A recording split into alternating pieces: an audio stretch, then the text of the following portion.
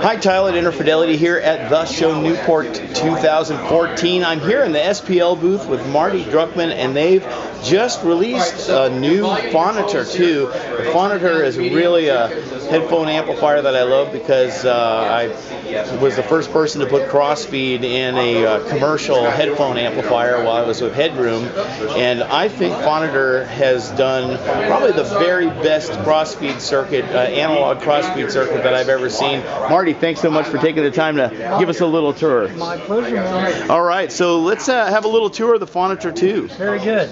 Okay, well, what actually happened with the Phonitor 2, which I find unusual, is that the personal audio people actually found us.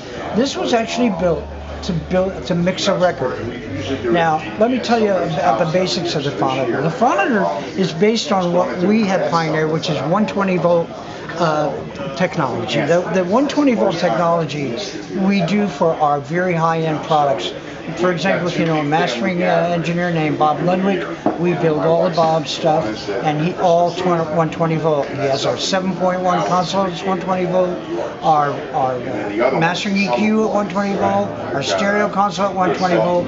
Why 120 volt is such a good thing, you might ask? Well, if I can point over here to this section, on the bottom you'll see these graphs. Most equipment that you buy, you'll find is based on a 30 volt rail or a 36 volt rail. For the majority. This is 120 volt. Now, what does that do? By running high voltages, it's like analog on steroids. So you'll see what is the result of that. And over on the graphs, the levels, look at the level. The level shoots way up. We have so much headroom in the levels. And you've got a long ways to go before you max this sucker out. Then you have a huge improvement in dynamic range. This is all the benefits of 120 volt. And total harmonic distortion figures you've never seen them this good. And the reason is 120 volt makes that difference, and we're the guys that pioneered that. We make a piece called the Supra op amp, the 120 volt Supra op amp, and that's something that is made by SPL exclusively. So having said that, you have that kind of quality headphone amplifier, but let me go through the front panel of the amplifier. Now, what's nice about the Phonitor 2, we'll start down here. It functions as your 120 volt headphone amplifier, highest quality. But now on the Phonitor 2, you can mute the whole thing, or you can flip this over, and now it's a preamp for your stereo system. So it becomes a preamp, or 120 volt headphone amplifier. So you have the best of both worlds. And when it's used as a preamp, it's XLRs out on the back. It is XLR. We have 3 inputs. We have 2 pair of stereo XLR, and now we've added 1 pair of RCA. So those are your 3 inputs, and then we have XLR out. Everything is balanced here. Yeah, it comes from the pro world, so it tends to be that way. It really is, because, well, let's face it, a balanced connection is +4. 4 dB above 0. And an unbalanced signal is -10. So you're looking at a 14 dB difference. And when you got 120 volt rails, you might as well use +4. You might as well use +40. Exactly, man. All right. So anyway, let me move into some of the other things now. One thing that we've done, because we had the technology again, and if I may grab this, I got it. Okay. Now, what we've also put in is a motorized pot.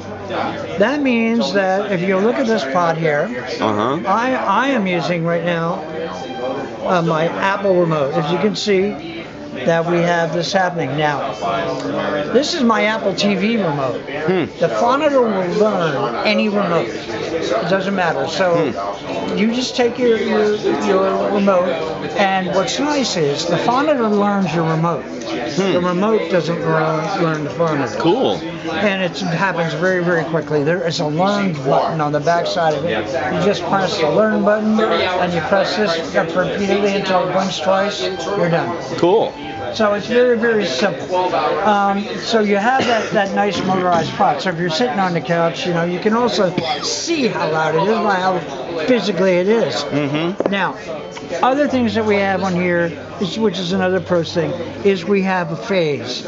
We can check the phase. We can bring it left and right. We can check the phase on anything here. Then we have a solo button if we want to solo the left or the right. Right. And then we have over here a selector for what input we're listening to. Right. In this particular case, we're listening to XLR1. And of course, we have XLR2 and we have RCA. Right. Now, this section here, I would like to explain in a little more detail. The reason why the Phonitor was built in the very first place was we wanted to build a headphone amplifier that you could mix a record in. Now, technically speaking, that can't be done. And the reason why it can't be done is on headphones, you are 180 degrees apart and they're facing in. So when you mix a record, maybe the speakers are 30 degrees apart. And you have like an imaginary arc, let's say, between the left and right speakers. So what we're doing is we're saying, oh, here's our lead vocal, we're putting it in the center, and so is the kick drum. But this guitar is just left of center, this guitar is a little further left of center, whatever. You place all the instruments on that arc, which is about 30 degrees apart. If you try to do it with the standard headphones, you will not be able to do it, because you don't know where you're placing everything. Yeah, the image placement is substantially different on headphones without crossfeed than it is on speakers. Oh, absolutely. Substantially. So we took it a step further. We have a wonderful engineer. Well, the staff over there, I can't say in 2 minutes. Okay, so what's happening is, if you're gonna, this was an idea, let's see if we could do it. And this changes the game.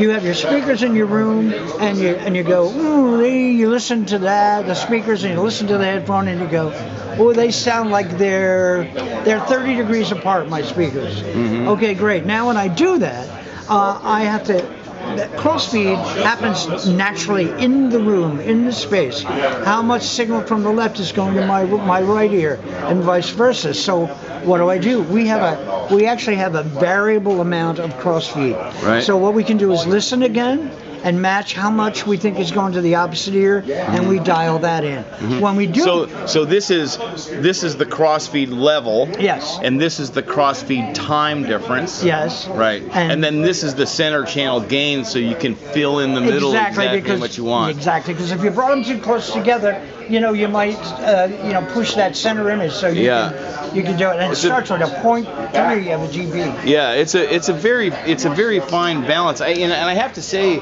I actually spent a lot of time playing with the crossfeed circuit on the Phonitor before, the first Phonitor, and it's extraordinarily effective and does a good job. When we at Headroom were building our first crossfeeds and made them adjustable, it was very difficult to hear the adjustments. And I found on the Phonitor it did a great job of portraying what was going on the adjustments. Yeah, we have some wonderful guys. Cool.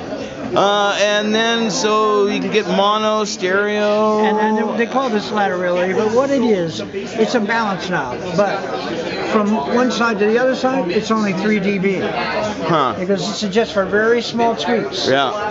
Because you shouldn't have to tweak it at all. Another thing we do is we're able to calibrate the VUs. Yeah. So by doing that, if you've got something that's really slamming them, you flip it over here, and now they back up, and now you've got something you can read.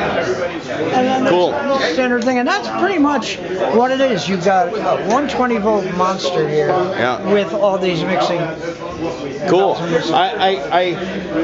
One of the things I really dig about this piece is that it really is pro audio, and when you use it, you feel like you're really in control of something. Well, it's very cool, Marty. Thank you very much. Appreciate it. Thank you so much, man. I appreciate it. Yeah. All right, man. All right. We'll see you guys at the next booth.